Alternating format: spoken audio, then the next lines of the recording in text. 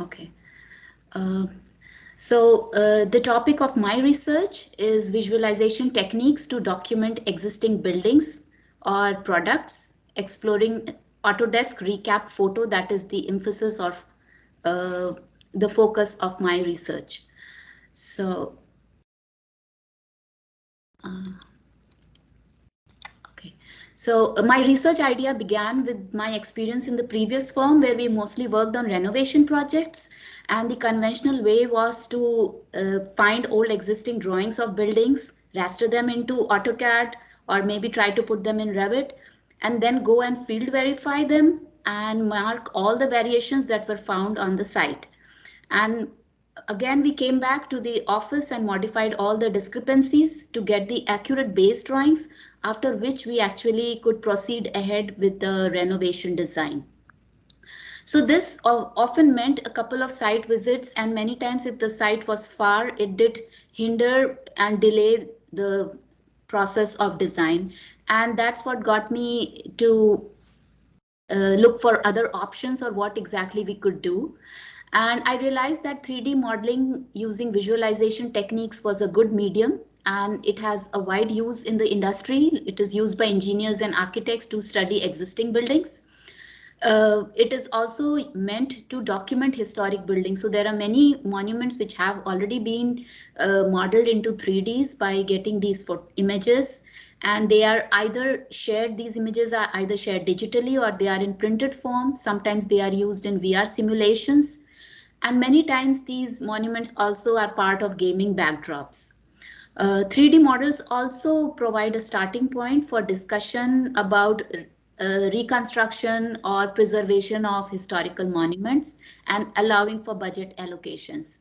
So it has got a wide range of use, and there are various methods and options to visualize existing buildings. There are many 3D softwares and methods, like you can have them constructed from maps, satellite images, taking actual building measurements, doing 3D laser images, etc. And images can be captured from different devices like smartphones or drones which are equipped with camera. So today I am looking at something which is like close range photogrammetry, and something which where we stitch in images which are taken from camera. So there are various techniques and softwares available in the market: Unity 3D, Hexagon PPM, Autodesk Recap Pro, and Autodesk Recap Photo. There is terrestrial laser scanners, which along with BIM softwares can be very helpful in getting 5D technology, which is like involving construction material property and building modifications through time. Photogrammetry creates meshes, and they can be used in softwares like Blender, Maya, or ZBrush. So that is a basic overview about 3D modeling techniques. And I have narrowed down my research and understanding by using Autodesk Recap Pro and Recap Photo. So Autodesk Recap is a 3D program for complex laser scanning and photogrammetry objects. It exports files which can seamlessly integrate with all the AutoCAD softwares. And in fact, the outputs can be in .fbx and .obj extensions, so they can be integrated with other softwares too. Uh, In Autodesk Recap Photo is a part of Autodesk Recap Pro. So it comes like an extension, or so it is again a cloud-based app with advanced features and simple, easy interface to create geolocated mesh, textured meshes, point clouds, and ortho photos. It is it can be used for converting either aerial images from drones, or it can be used to stitch together images of object into 3D models.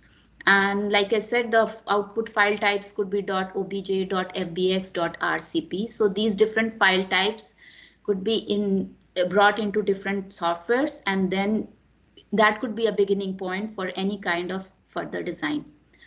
The aerial image processing can be as many as 2000 images. Uh, Next, I will take you to the dashboard of Recap Photo. So what you see in the white box here is what you actually see when you install and open Recap Photo. So Autodesk Recap can be downloaded from the Autodesk App Store, and I have got myself an educational license. You can have a full subscription to it. So this is the interface that you see when you click it open. There are different tabs. The top two tabs, they have got something called aerial written, and this means we need to use this tab to have our images taken from drones which have got geo coordinates and referencing to them. So for such type of projects, perhaps it would be like a building that we have clicked from top and around using a drone, so we need to use this tab. And for smaller objects and maybe clicking pictures for the interiors of a room, object tab is very helpful, so I try to use this to show my to explore the software. Further, below that tab is got another tab which shows whatever there are created projects already. Uh, at the bottom of the screen, I have got my cloud drive.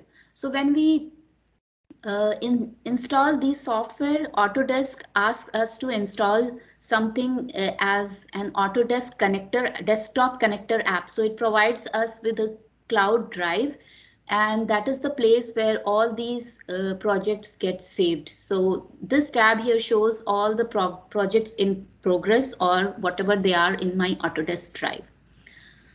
On the right side, you can see a workflow. So that is what actually happens. We try to capture pictures and we import them into recap photo, and then we need to upload all the pictures into the cloud, and they get registered there, and then they are indexed. And after that, they turn out into a 3D model. You can use the 3D model to navigate, fly around. You can even edit some aspects of the model. You can measure and annotate and markup, and beyond that you can publish and share, or maybe you can download it and integrate it with any software that you want to work ahead with. So this is a small project that I undertook to begin looking at the software. This was a mantelpiece that I had, and these are some of the images that I clicked of that object. So I kept it on a table and had lots of sufficient light to click all these objects. And what you see here in the center, the big one, is actually the 3D model that was created, and I got it from the recap photo creation process. So you see it has got high accuracy. All the textures have been mapped beautifully into this model. And once this model is ready, I can actually import it into other 3D softwares and model and use them. So the next project that so this project kind of gives an idea as to, if it is a small project, you have your pictures taken from all around it. So it is very similar to having aerial photographs taken for a building. So in my case, I did not have any drone photography available to actually capture and show. So I thought clicking an object, a small object, would help us to understand that. So I'll go to the next slide. So my next project was the interior of a room. So as you see, these are few pictures of the room, and oddly enough, you will see there are many papers, colorful papers stuck on the wall. So as I began working on this project, I clicked pictures. It turned out that initially my walls did not appear. And on further research, I found out that any surfaces which are smooth, shiny, or have got no texture actually do not get created perfectly. And it is recommended that you actually paste some kind of papers or highlighters so that those surfaces get created. So once I clicked these images, I actually uploaded about 25 pictures on the software. And after waiting for 3-4 hours, what I got from the website was this model of my room, and I will show how it looks. So I did not leave the door open to enter it, and so luckily I had an opening in the wall through which I actually went and looked inside. And you see it kind of captures everything with full details and texture, including the bed sheet. It shows all those crush on the bed sheet and the pattern on the curtain.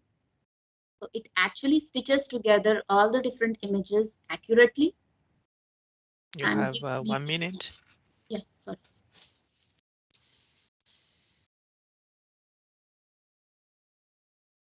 Okay.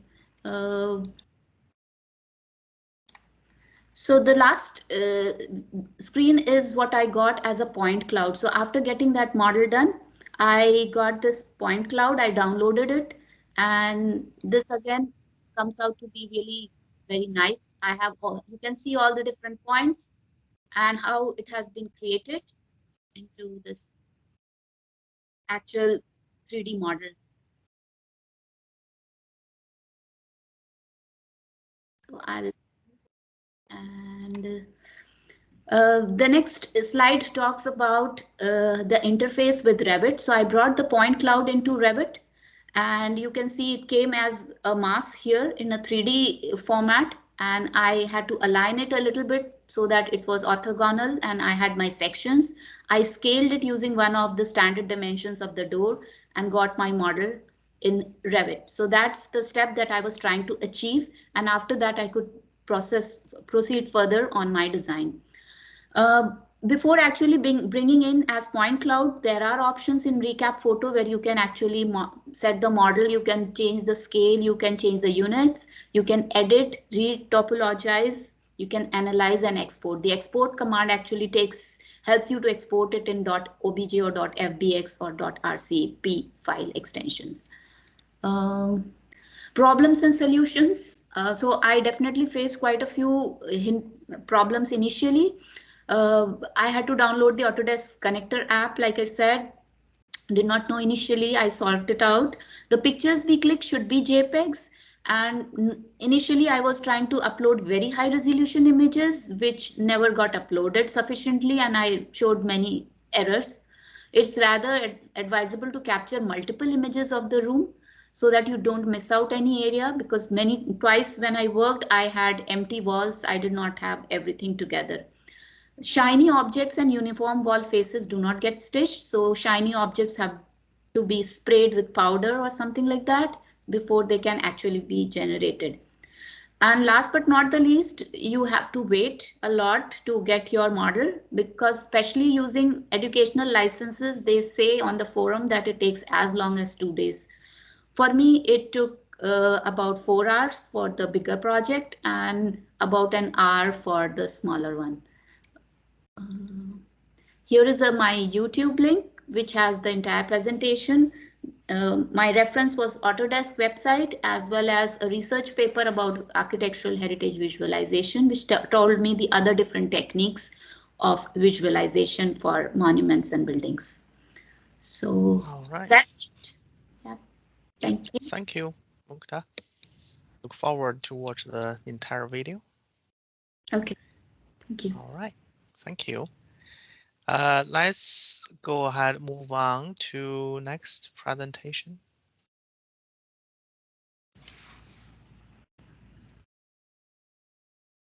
I believe is Simon. Yep. Can you hear me? Yes. Perfect.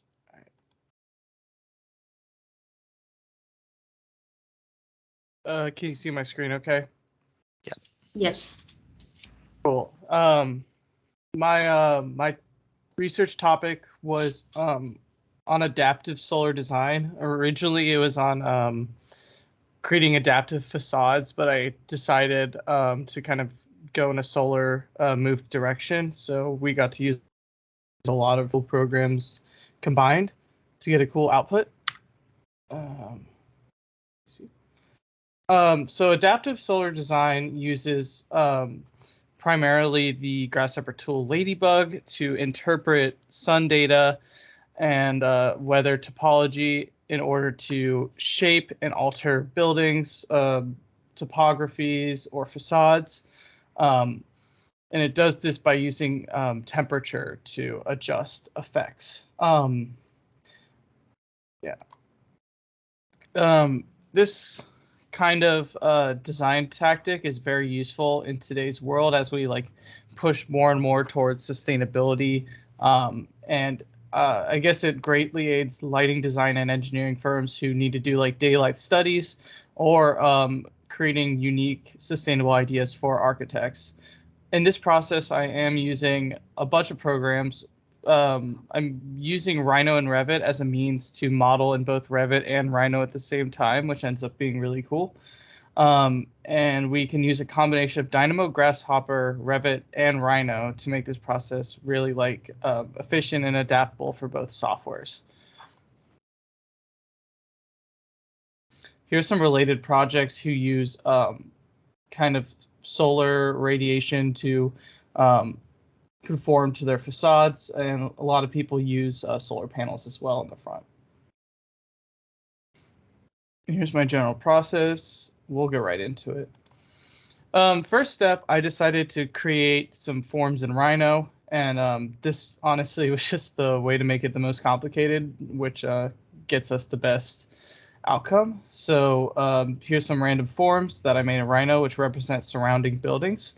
And we're able to use Revit and Rhino and Revit commands to bring these forms into Revit.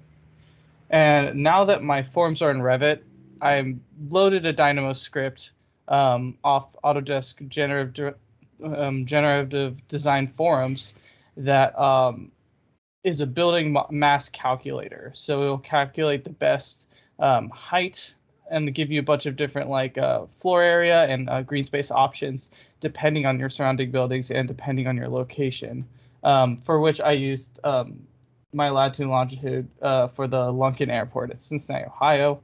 And you put in the property lines and just reference all the buildings around. And this was like the initial load-in building it gave me. But I didn't really like this too much, so we decided to create a study. And by using this study and optimizing what your preferences are, I was able to generate like 40 different options. And as you can see down here, we have a bunch of different parameters which you can adjust. And by filtering out which parameters I really cared about, I really wanted a high solar per area and a high like incident solar radiation.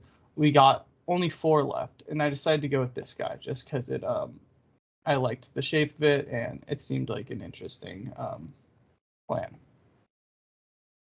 So now that we have this, now that we've baked from Dynamo to Revit, we want to bring it back into Rhino to continue using this Grasshopper script on it.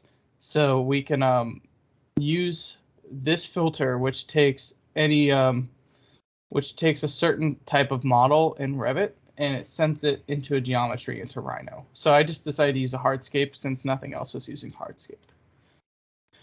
Here's a solar data ladybug script I wrote, which takes a weather file and punches it into a bunch of different things, such as like a sky map, and we have sun paths and all that stuff. So we can dive into that later.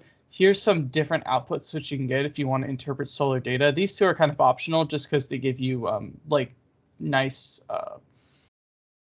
data, but this is the primary one we're looking for because we're going to use this incident radiation on the surface of our building, which you can see we did like right around here where we exploded the mesh we got.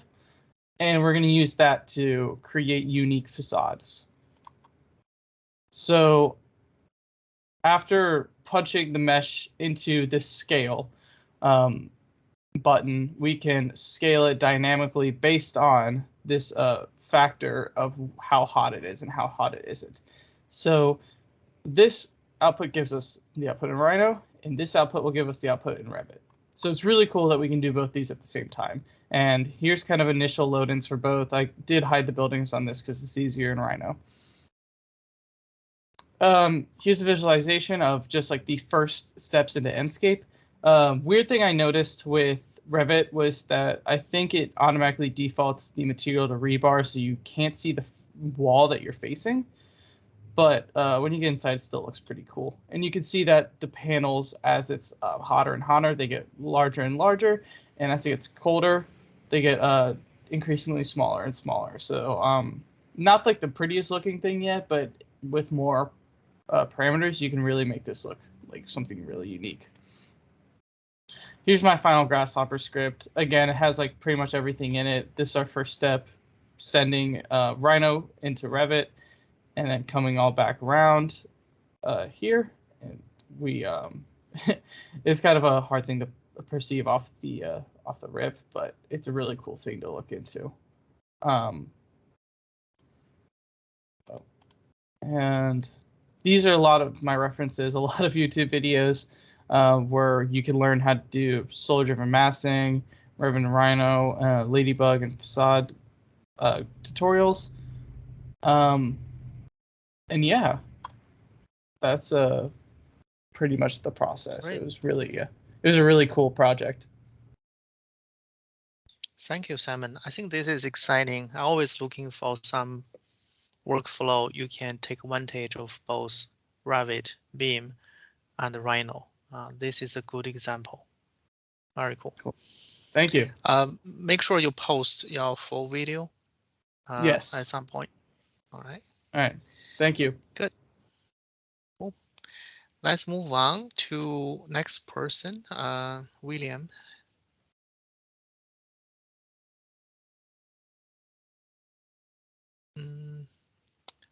I don't think William is here today.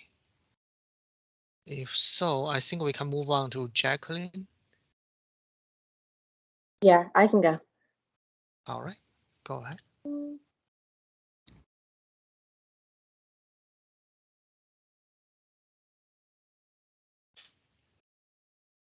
Oh boy, I don't know what this is. Oh, boy.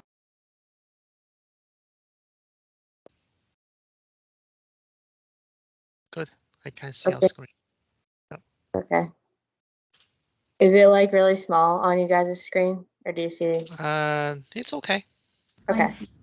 All right. So my topic is about using the Kangaroo plugin with your Grasshopper, and how to use that for interactive simulation and form finding. So to start off, I'm just going to give a little overview of what Kangaroo is. So Kangaroo is a live physics engine. You can use it for interactive simulation, form finding, optimization, and constraint solving. It consists of a solver library and then a set of Grasshopper components. And the solver is the component that combines all of your goals with your Kangaroo and applies them. Kangaroo is a good software for simulating physical interactions to help find complex forms like tensile structures. So to get started, if you have Rhino 6 and 7, then Kangaroo is automatically available through your Rhino. And then if you have an older version, then you can just get Kangaroo downloaded through the Food for Rhino website. And so in my longer YouTube tutorial, I kind of took you through how you can use Kangaroo to create and simulate a tensile structure. And then on this slide, I just talk about a little bit about what a tensile structure is. So tensile structures are often used in design for things like pavilions and arenas. And they can create a very strong structure from thin materials, often fabric. And the strength comes from the curvature in the two directions. And you can see, I just have real life examples of what a tensile structure would look like in real life. And you can see they're often for outdoor type things, canopies, that sort of thing. And then I have this video. So below I have an example of how in my YouTube video, I went through how you make a Kangaroo script. And then this is just kind of more the end result and how you can play with it. So I'm going to press play and see if it works, but I don't know. Oh yeah. So you can manipulate the points and just move it around to kind of do whatever you want. And then you can also, there's sliders, and you can mess with the slack of your tensile structure, as you can see here.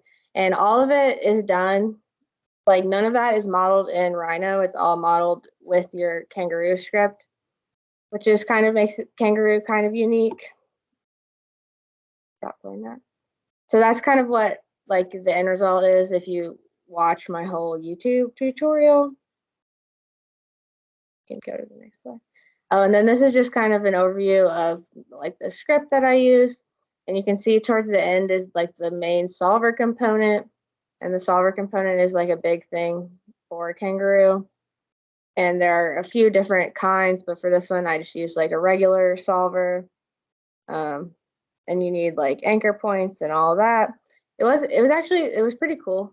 And I thought it was interesting how like you didn't have to model any of it in Rhino.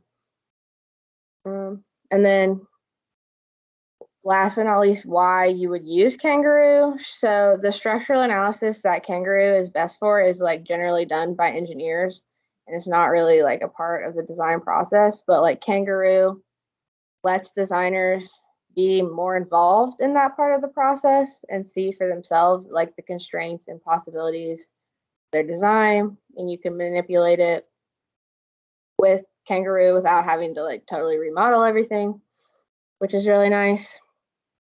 And then these are just my sources that helped me come up with my scripts and like explained like what Kangaroo is. So, Very good. Yeah, I think Kangaroo is a powerful form finding or form seeking engine. The interesting thing is you can even reverse the gravity, right, from the downwards to upwards. As a result, you can generate a vault instead of tensile structures. So it's a pretty interesting way to get the geometric solution based on the force. Yeah, good.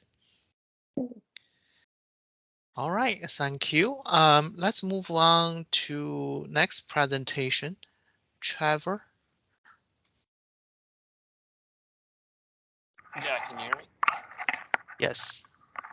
Yeah, also I see William is online now. So William, maybe you can present at the end after Ethan. Yeah, sure. Sorry about that. All right. Can you guys see my screen? Yes. Okay. So today I'm just going to be talking to you guys about Lumion phasing animations, or how to use or create a phasing animation using Lumion. And I'm using SketchUp for my modeling, so that's what I'll be talking about. But you could use other modeling software that's compatible with Lumion as well, like Rhino. Okay, so what is a phasing animation and why would we use it? So a phasing animation is kind of what you see in the GIF in the bottom right here, but you guys have probably seen it before, but it's kind of where pieces of your building can fly in or pop out, and it can show a couple different things, like the construction process. It can show structural features or how the building is put together. You can use it to highlight things like hidden components or something that you might not see on a surface level. It can show your design process. It highlights specific features of your building. And you can also use it to show like different iterations of your project. Those are just some examples of why you might use this. It also is really eye-catching and exciting. So you could use this in like a presentation for school, or you could use it in a competition. But I mean, it looks really advanced and kind of high-tech, right? It really just showcases your model in a new way. And like I said, you can use it for a number of different things. It doesn't have to be the whole project. It could be just a small part to show how things go together, or you could create, an exploded axon. So there's tons of things you can do with it, but essentially it's having different parts of your model come in and out of the picture in interesting ways. So again, my video's online if you guys are really interested in it, but I'll go through a quick walkthrough here just to kind of get an overview of the process. But the first thing you're going to need is Lumion 11 or later. And Lumion's free to students if you just apply online. So if you don't have the program, I highly recommend it. It's a great rendering software. You're also going to need SketchUp. You can get that for free as well. I think just the basic like free SketchUp program works fine. That's what I use. And just familiarize yourself with the basics of each one and how to model and navigate Lumion. Okay, so for the project, I used one of my old building models that I have I used it for a competition that I entered, and I just went in and used that. So you can make this animation with an old model, like if you already have a project and you just want to go back and add this, you can easily do that if it's in SketchUp. I mean, you can do it in Rhino too, but again, I worked in SketchUp, so you can go back and do that, or you could just create a new model and do it that way. But the main thing to keep in mind, I think, and I don't know, it's probably just a good habit when you're working in SketchUp, is to make a lot of groups, like group everything, like group the chair together that you can see in this picture, group the table, you know, group your doors, just make everything a group so that the geometry is kind of held together in certain ways, and make sure the groups are like sensible, because that's going to be really important if you're going to make something like a phasing animation, and I'll explain why later. You also want to assign, you know, textures and colors to everything in your model. So, I mean, this is kind of just basic SketchUp to Lumion. If whatever has the same texture color in your SketchUp model, you can then edit in Lumion to have the same texture color, and it's going to affect everything with that same property. So to get this model into Lumion for the phasing animation, there's a couple things that you have to do that are maybe a little different than the basic, you know, way you would export a model from SketchUp to Lumion to do a regular render. And I know some of you guys have used it for maybe this class or some other things, but what you normally do is you're gonna just take your entire model, like, you know, everything that's part of it, and you're just gonna export it all as one model, and you're gonna go ahead and, you know, render it all together. But if you want to do a phasing animation, you pretty much have to export each phase that you want to fly in. So if you want the walls to fly in and the roof to fly in and the furniture to fly in on different levels, each of those needs to be exported as its own model. So if you see in the bottom right, I have all the furniture grouped together, and then you're going to make it a component. And that way, if you make a group a component, you can save it as its own model. So again, like I said, you need to pretty much take all of these pieces, combine them, and then export them so they're on the same layer. So all this furniture in the final project is going to come in, you know, it's going to fly in the screen as the same layer. So that's important. If not, if you just export your whole building as one model, then it's just going to fly in the whole building, and you're not going to be able to separate the different pieces that you want to do. And you can just export these as, you know, regular SketchUp files. They interact fine with Lumion. It doesn't need to be anything special.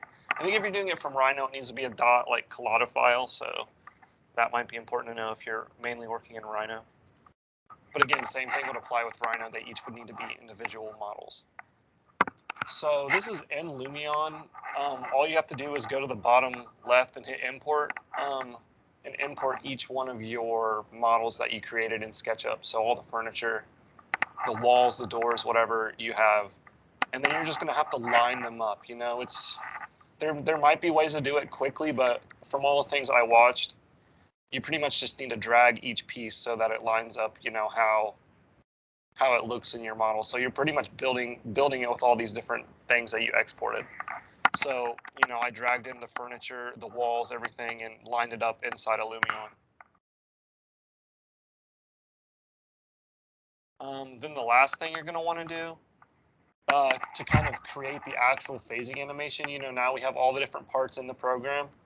You're going to set up a camera path, which is in the movie section in the bottom right. So this is kind of how you set up the actual exported render.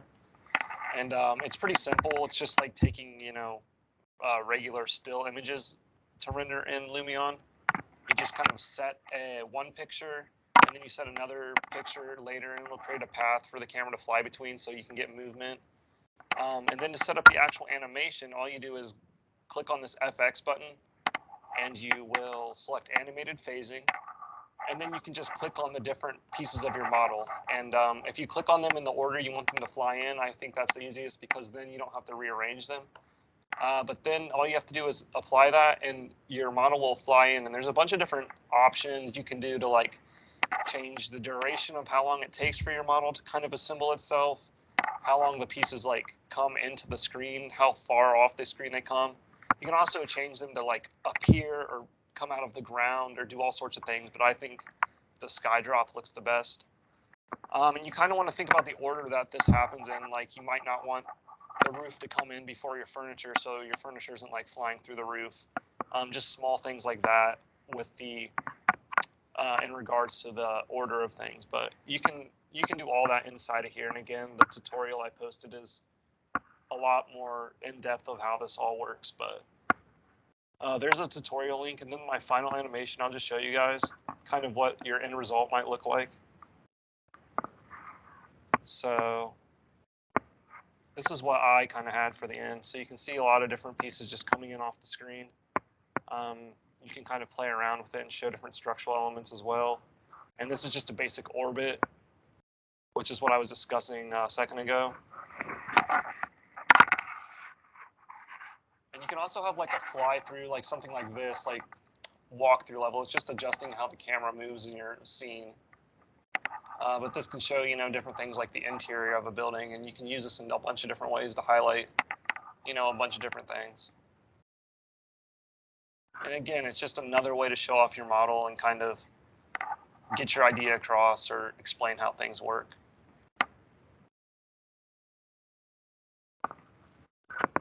But yep, that is the end of my presentation. Again, if you need, or if you want to like learn how to do this, just watch my video or look up some other ones. It's a pretty simple process. Very cool. Yep. Yeah, I like the effects.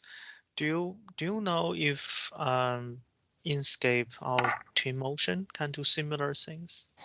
I do not know. I haven't used either of those really because most of the time I use Lumion for all my rendering. Yeah, you'd have to look that up. I think again, Lumion is super user friendly. And like I could create that animation, in like an hour or something. Once you do the modeling, like the actual like creating of the animation was the easy part. Looks good. Well, I look forward to watch the full tutorial. Yep. Thank you. Yeah, very cool. Thank you.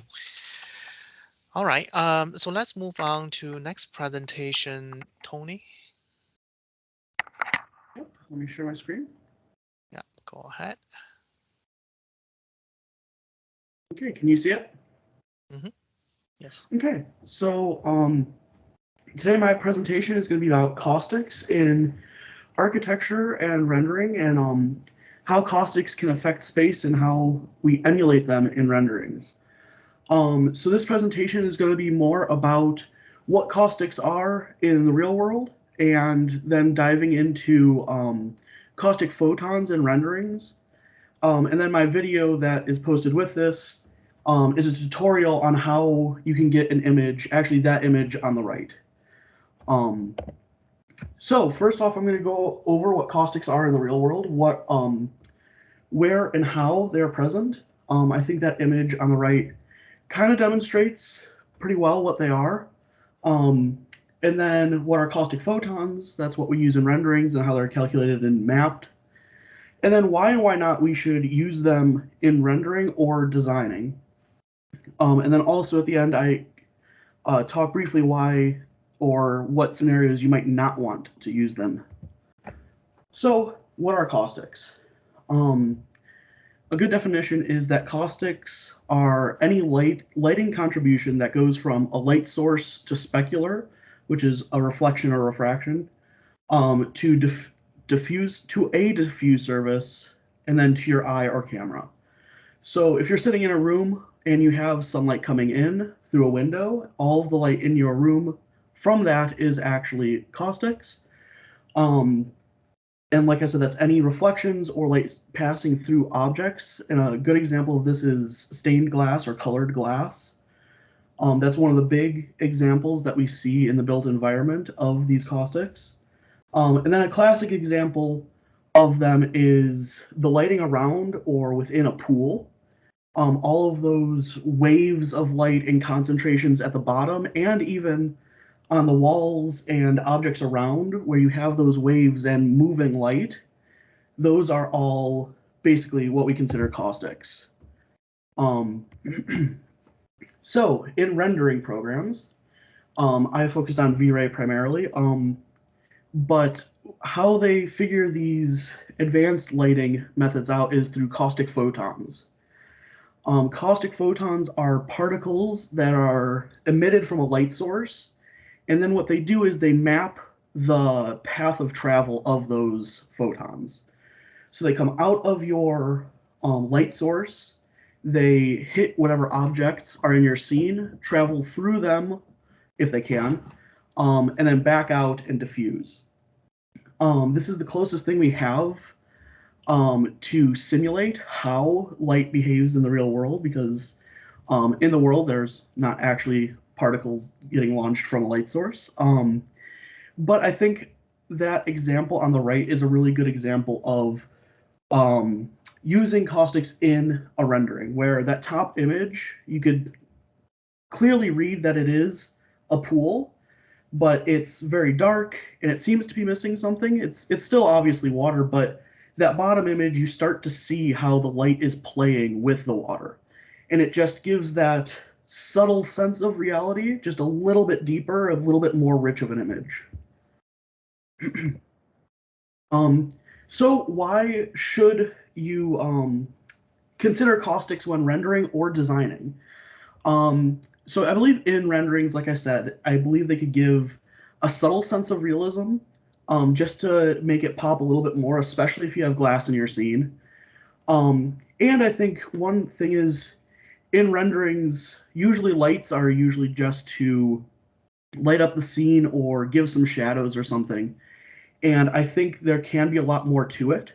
You could make the lighting of something interesting. If you have a sheet of blue glass, it'd be nice for that blue glass to, illuminate the room and have a blue tone in that room. And one easy way of doing that is through caustics.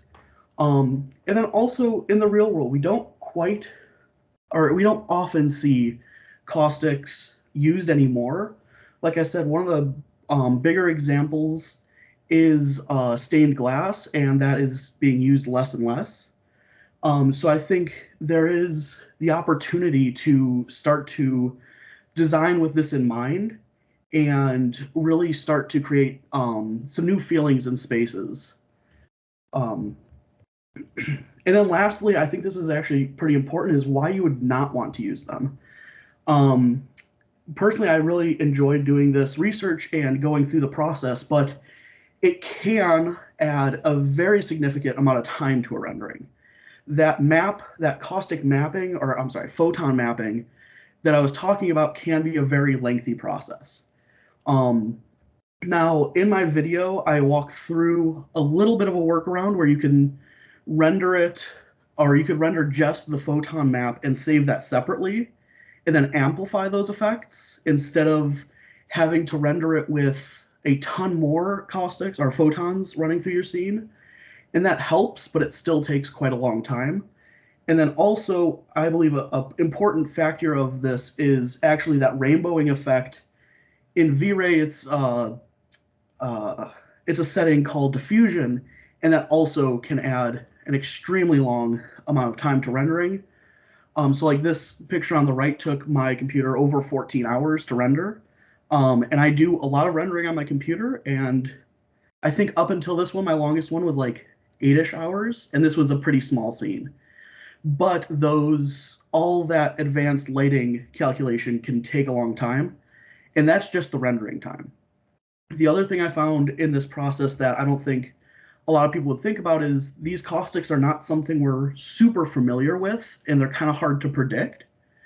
So there's a lot of trial and error at times to make sure that the effect is not distracting or overpowering the entire scene. So yeah, these are the sources that I had, and then like I said, the YouTube video I have linked through the spreadsheet is actually a tutorial how I got that scene used in this slideshow. So thank you. Right. Thank you, Tony. This is very nice. I think the physical lighting simulation, right? Be able to simulate light as the real world, physics, that is very important. It's quite different from the film industry, which people only care about the final effects, right? You can use whatever trick you want.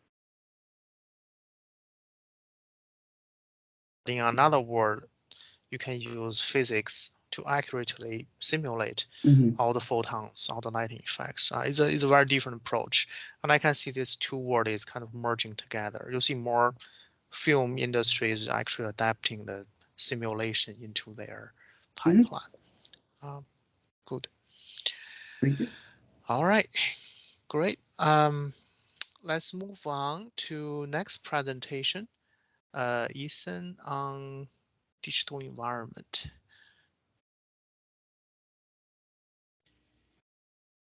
All right, I'll just get that up. Can you hear me? I just had to plug in my mic, Yes. sorry. Yeah, go ahead. I can hear you. Right. Apologies for the coughs. Hope you're getting better. Yeah, it's definitely, I'm getting my taste back, so that's good. Let's see. Can you see that? Mm-hmm. Yes. Okay, and then I'll just turn my camera on. Sorry, I have like 1,000 tabs open. Okay, so I messed around with Unreal Engine 5 for a while because the early access version came out, I think in like mid-June or something, and they're still working on it before a full release, but it's going to be pretty significant when it actually comes out. So all of the images that you see on here are going to be from Unreal Engine, and this isn't working. There we go. And what I did for my research was I managed to find some environments that professionals at Quixel and Unreal Engine developed, and they provided like a full download for these environments to show how they're actually composed. So along with trying to learn the software and compress that information for a video, I wanted to see how far it goes and and then compress that into the video as well. So I'll pretty much just talk about the capabilities of Unreal Engine 5 and the new stuff that it brings and why it's so significant for us. So the three maps that I found that people, or projects that I found that people at Quixel created were the Valley of the Ancient, which is like their flagship one, which you'll see at release and everything, and then two smaller ones that were just for cinematics and not as, they're not like player maps where you can run around and everything. They're just for visuals to show the capabilities of the new things I'm going to talk about.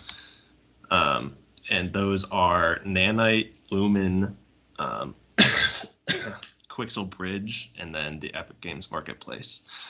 So Nanite is kind of their solution to having high resolution images and assets without sacrificing performance, because I'm sure you're familiar with like how meshes work and everything, how you have to have a defined number of triangles or quadrangles or something that defines an object, and that's kind of locked in unless you create a new mesh that is lower resolution, so it takes up less space. This is kind of a dynamic way of dealing with that, so you can have extremely high resolution geometry, but it won't load it unless you're really close to it, but it's still in the map. So it's kind of like the closer you get to something, the higher resolution it gets. The farther away it is, the lower resolution it gets. And that's what you can see here. So the larger ones are taken from far away and zoomed in, and then the closer ones are when you're right up against it. That allows people to have really, really realistic lighting and texture placement without sacrificing performance. Next is Lumen, which is their new lighting technology, and it's kind of an iteration on real-time ray tracing. Instead of having geometry constantly being ray traced in a map, it's only based off of your viewport and where your character is. So wherever your character is looking is what's being ray traced in a simplified way, and then if you turn around behind you, it pretty much just goes away. So an example of that is you can see that this pot here is pushing the light onto the wall and turning it reddish, or same with the table, because the light's coming in down here and reflecting onto the concrete wall. But if your character left the room, these objects would still be there, but the lighting effect wouldn't. So it's not gonna bog down your computer, but it still allows you to have really realistic lighting. And then Quixel Bridge is probably the thing that I'm most excited for, because Quixel used to be an independent asset library from Unreal Engine, but they merged for Unreal Engine 5. So it's completely integrated now, and there's a tab in Unreal Engine 5 that you can click on, and then there's like 17,000 assets that are all nanite, so they're extremely high resolution that you can just bring into your models and populate your models with everything. And then Epic Games Marketplace has been with Unreal Engine for a really long time, but it's still something that I need to, bring up, because that's where anybody who makes assets for Unreal Engine can post them, and you can buy them and download them and then put them into your project.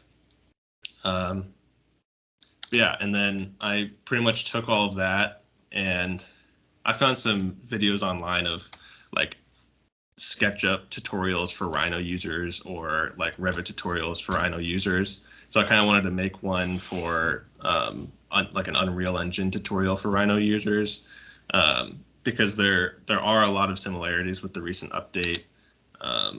Like you can have a quad viewport display, so you can have 4 cameras at the same time, and the lighting control is the same. There's gumball tools. So there's just a lot of things that I think you could learn Unreal Engine 5 easier if you already know a different software, and you can kind of see, oh, that's how I do it in this software.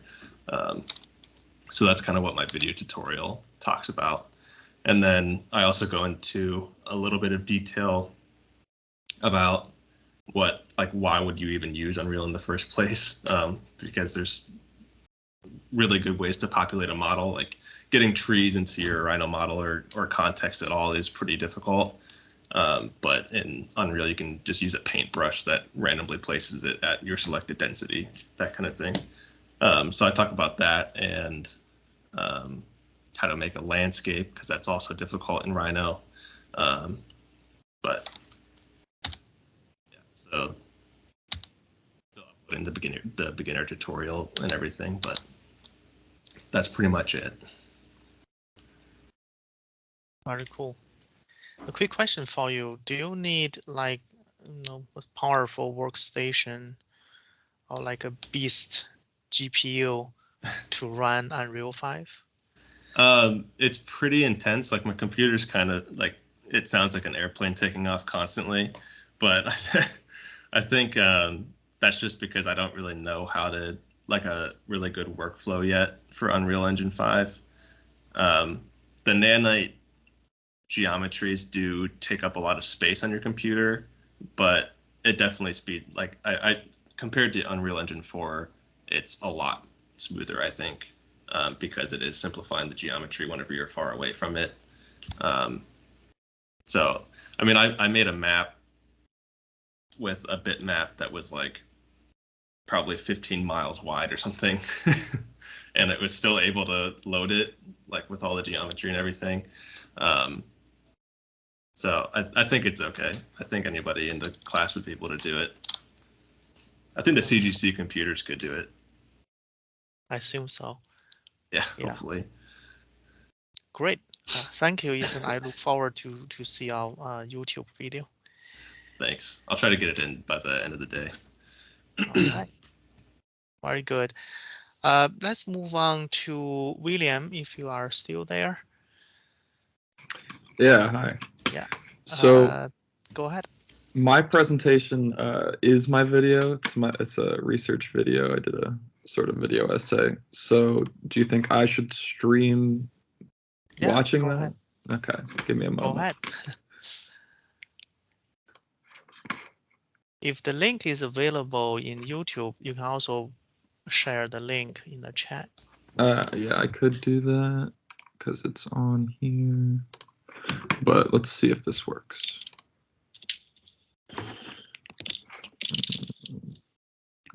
Teams.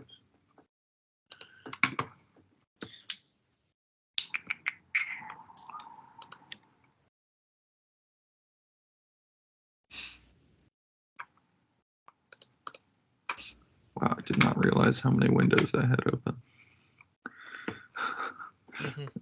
And that's not going to want to do full screen. Okay, I'll just copy the link and post it. All right.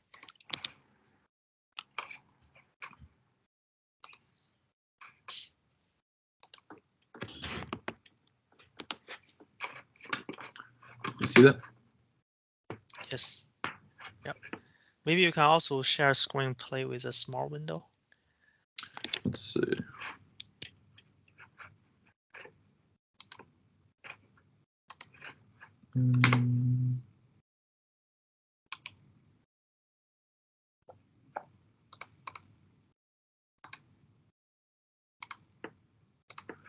Okay.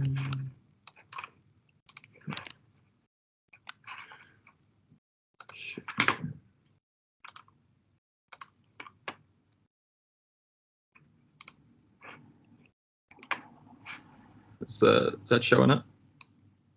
Yes. Yep.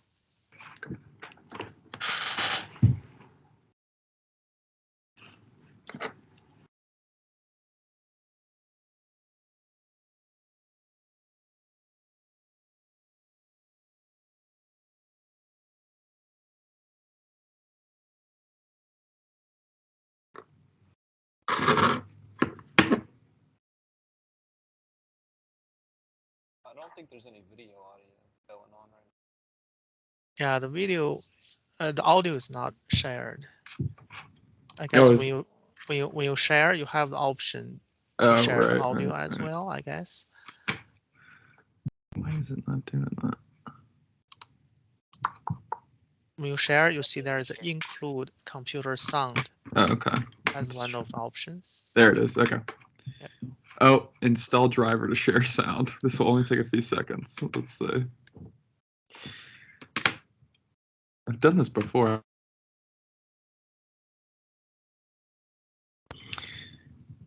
Yeah, I guess we can play the video.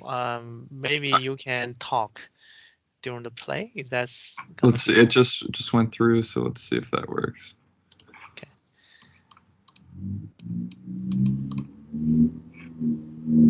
Yeah, I can hear the sound now. Is that Okay, a cool. vehicle?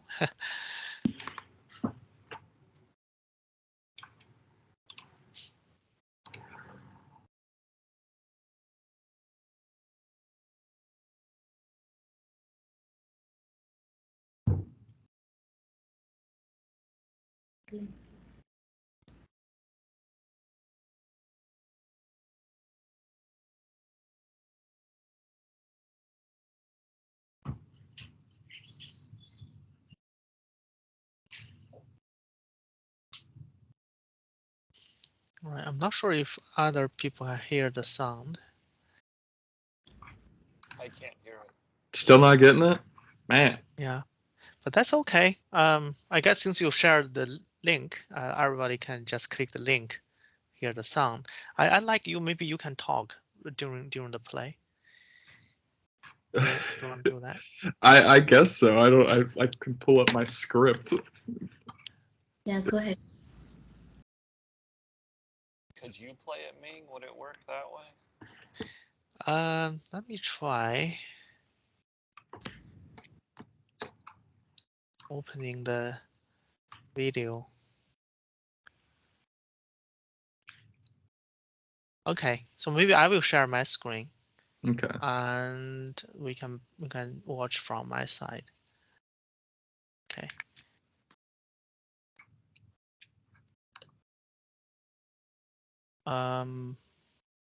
Hold on 1 second. Why didn't it give me that option? Okay, here share computer sound, then choose screen. Then I will play. Hi, my name's Will, and I'm going to be talking today about the history of 3D software. Are you able to hear the sound? Yeah, I think we the got audio. it on Okay, good. and how it reaches into every aspect of the design and engineering world. More specifically, we'll be looking at how the tools themselves have shaped the way we view modeling and shaped our own minds in the process. So, let's jump right in with a brief history of three-dimensional graphics. 3D computer graphics, also called computer-generated imaging, or CGI, bubbled up in the late 60s to early 70s. The short film, A Computer-Generated Hand, is often cited as one of the first uses of 3D graphics. A simple animation of a spinning, low-poly hand doesn't look like much today, but for its time, it was groundbreaking. With vector line work and basic shading, this short clip set new boundaries for what was deemed possible with computers. A few years later, the movie Future World hit the big screen, showing what could be done with this new technology.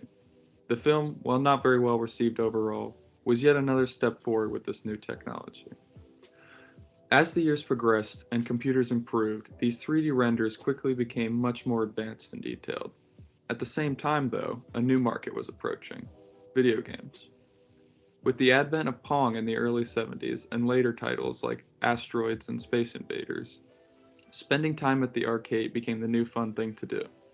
Still, 3D graphics did not touch these games for nearly a decade after their inception, due to the higher processing power required for real-time, interactive content.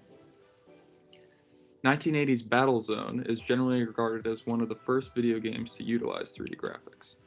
While other games, like Germany's Nürburgring 1, a first-person racing game, had simulated a 3D experience with visual tricks, Battlezone was the first of its kind to truly utilize 3D math in its code. Still, its simple vector line work and 2D rotations earned it the status, among other titles, of a 2.5D game. A year later, 3D Monster Maze brought the immersive experience to home computers. While they may appear archaic by modern standards, games like these laid the groundwork for more advanced games and software to come. In 1995, 15 years after 3D Monster Maze, Nintendo's Super Mario 64 became a worldwide success, as one of the first 3D games to hit the home gaming consoles. And it is still regarded today as one of the best games in the genre it pioneered. At the same time these games were taking the youth by storm, 3D software was also revolutionizing other markets like engineering and architecture. While not universally accepted as quickly as 2D CAD software, which had become all but standard at this point, 3D CAD had its own humble beginnings and meteoric rise.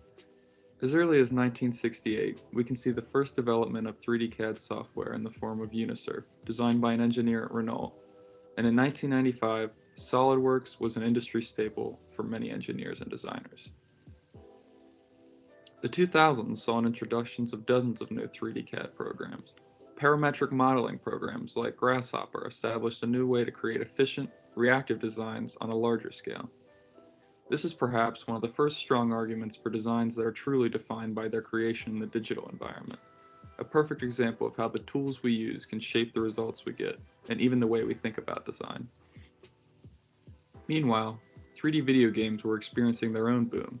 The new millennium marked a significant turn from 3D gaming as a feature to the standard. Nearly all popular games at this point are rendered in 3D environments, and as consoles and home computers improved, so did the quality of the games. 3D games of this era experienced a dramatic jump in the number of polygons. Portable game consoles like the Game Boy and PSP also took the world by storm, allowing kids to play games wherever they wanted. Though I personally think it's a frivolous discussion, there is still a constant debate on if video games have negative effects on children's well-being. However, the fact of the matter is that kids play video games, and they play them more than ever. For better or for worse, it is almost certainly shaping their minds. I'm addressing this point mostly because it is such a recurring theme in our media, and any search with the words kids and video games will undoubtedly bring up countless results telling you to take those controllers away from your children. As it turns out though, these studies and findings rarely show any dramatic effects due to moderate levels of time spent gaming. Suffice it to say, the jury is still out on if video games are good for kids, but they've been a massive part of pop culture for the last 40 years, and it looks like they're here to stay. That said, there is a newer development in gaming that may pique the interest of those doubters who remain. Beginning in the 2000s, but ramping up in the last 10 years, is a trend towards games which involve an element of building or design in them. The Sims is an early example.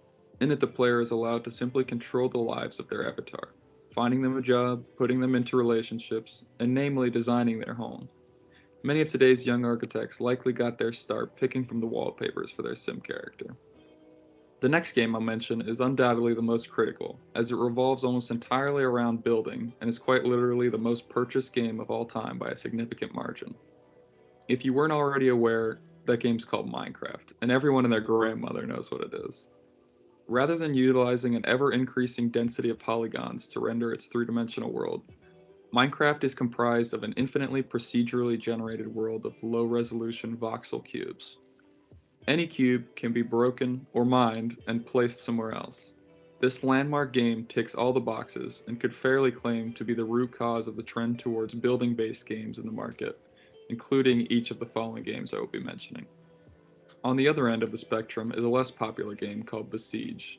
In this physics-based game, the player is faced with specific challenges, usually revolving around the demolition of buildings, and sometimes tiny people.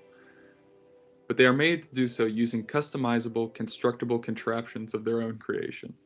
Besiege forces the player to think creatively about navigating and modifying the world around them, creating something more out of a kit of parts.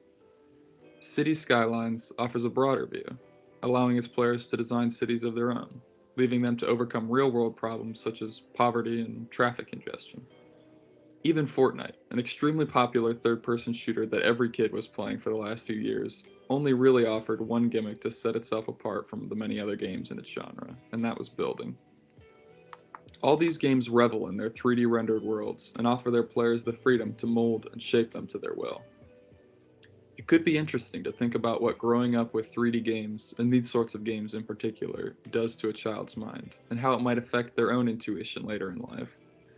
These kids are learning to think spatially in a digital environment before they even know what that means. They're learning to build houses and cities on their phones instead of pillow forts in their room. They're making catapults and castles instead of arts and crafts.